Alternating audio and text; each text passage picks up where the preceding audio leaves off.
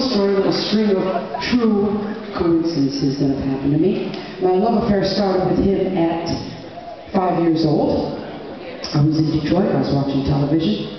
One of my elder sisters, she's like a teenager, she's watching with me. He comes on, he starts to do Don't Be Cruel. She's screaming.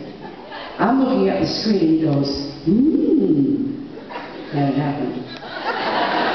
Didn't know what it was, but it was nothing. And my dad walks in, looks at us, looks at the screen, and he says, disgusting, and he switches it off. And it was in that moment of time that I decided that's what I was going to do with my life. So, flash forward, I'm 14, I start my first band. We did lots of Elvis covers. I'm looking for an image, you know. Age 18, I'm again watching TV, and he comes out with his comeback special, and he's wearing leather. So I decide, not only am I going to be Elvis Presley, I'm going to wear leather. So flash forward now, we get to 1971. I go to England, I finally make my first album, and solo album, and on that album I include All Shook Up. It gets released in America as a single. I go over in 1974 on tour. I'm in Memphis, and the phone rings. Hello?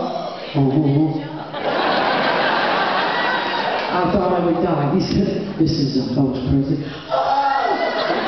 He says, I just heard your version of All Shook Up. And I think it's the best since my own. And how would you all like to come over to Graceland? And I said, no thank you, I'm very busy.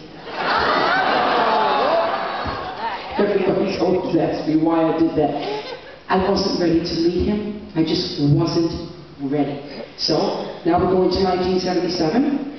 And I'm in Japan on tour. They call me from Paramount Studios in California. They say, would you please come over to California? We want you to audition for this really big, popular TV show called Happy Days.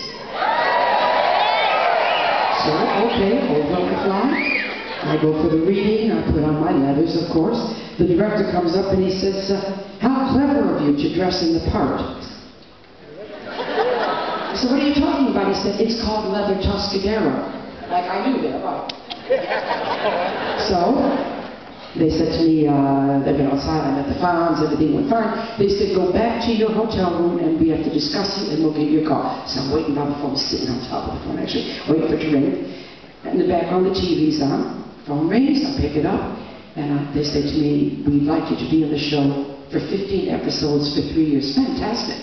Right at that same minute, it flashes on the screen, the king is dead.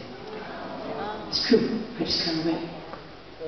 Then I found out, about a month later, when I was actually back in California starting to film, that all my clothes were going to be made by Elvis's personal tailor called Nudie. Another coincidence, incredible. So now we got to bring you up to date now. About 3 years ago it was now, I decided to do a little unplugged thing here in Australia, just for something different.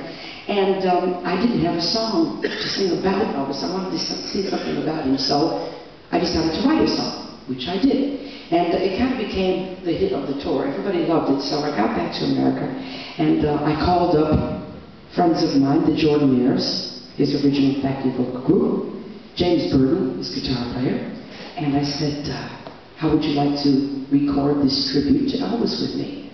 And 5 minutes later, I was in Nashville recording my tribute to Elvis Presley with his people. Unbelievable.